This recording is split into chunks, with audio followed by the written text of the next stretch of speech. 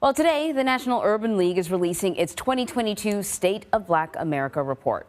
Under Siege, the plot to destroy democracy, looks at the yearly equality index, which shows how Black Americans are doing when it comes to economic status and education. And it also addresses election integrity and racial equality. So joining me now to talk more about the report is National Urban League President and CEO Marc Morial.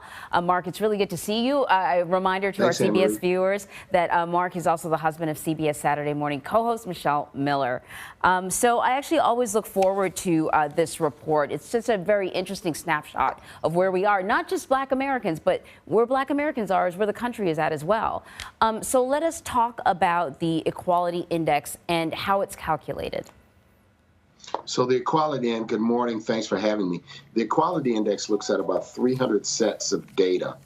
And to illustrate, it compares Black unemployment to white unemployment, Black home ownership rates to white home ownership rates, Black median income to white median income, graduation rates, college matriculation rates, death rates, a range of statistics, and compares the condition of the status of Blacks to whites. As the screen indicates, the current index is at 73.9. Most of this data, I would caution everyone, precedes the COVID effect. So we won't know for another 2 years the impact that COVID really has had on disparities in American life. Did it exacerbate them? Did they remain the same? Have conditions improved?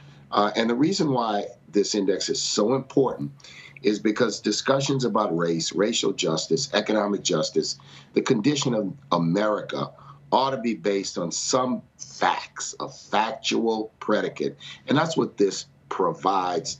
And the report is free and available to everyone. We took another tack this year and focused on a single issue. And that issue is voting rights and democracy, because it's so important. And because there's a movement around the nation from certain very conservative quarters that are seeking to undermine American democracy through voter suppression, through gerrymandering, through misinformation, through intimidation. And the report looks at that and issues a call to action to fight back against any effort to diminish access to the ballot box, the right to vote, or fair, if you will, apportionment. And when you took a look at, the variety of different types of voting and election legislation that's being rolled out across the country, in what ways did they specifically impact Black Americans? Well, what's stunning is the scope, Anne-Marie. Maybe 400 bills have been introduced since the January 6th insurrection. Let me give an example of one that probably resounds not only with Black Americans, but with the nation, and that is taking away the right to vote by mail. Many Americans utilized that option in 2020. It meant the lines in some places were still long, but not as long. It meant the administration of elections by elections officials was much smoother. It was an innovation, the expansion of access to the ballot box by way of voting by mail. Now states are taking that away. They're limiting early voting periods. They're creating new requirements for people who may vote absentee.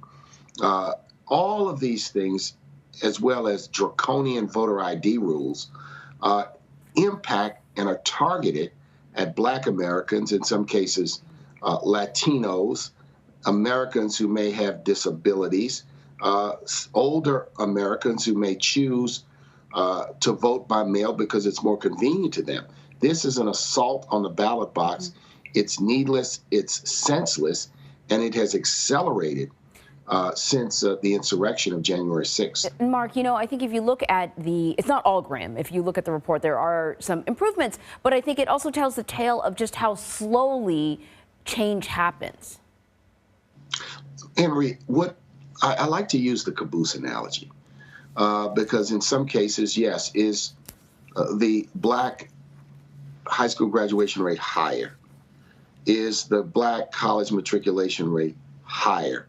It is higher than it may have been 30 years ago, but the white rates have increased in some cases to an even greater degree. Thus, the disparity of Black Americans being the caboose on the American train. When the American train speeds up, conditions improve but continue to lag behind that of white Americans. And that's really the story, not only of the report this year, but the report over a period of perhaps the last 15 years where we've really been diving into the numbers. But the focus on democracy is very important. We paint a picture. We call it a plot to really undermine democracy, which has been underway now for over a decade. It's included efforts to overturn key provisions of the Voting Rights Act. It's included efforts in state legislatures. It's including blocking reform legislation in the Congress. It's taken on many tactics, and it's included a narrative of a lie that somehow the 2020 election was fraudulent, and that the outcome is not the outcome that took place. And Marc, that, like I said before, that does not just impact Black people in this country. That should be a cause for concern for everyone. No question, Anne-Marie, and that's why this State of Black America report is a commentary on the nation at large. Exactly. So there's a lot to dig into. We can't even really, we're only scratching the surface. Marc, thank you very much. Hey, thanks, Anne-Marie. So you can read the National Urban League's entire report at stateofblackamerica.com. Just head there.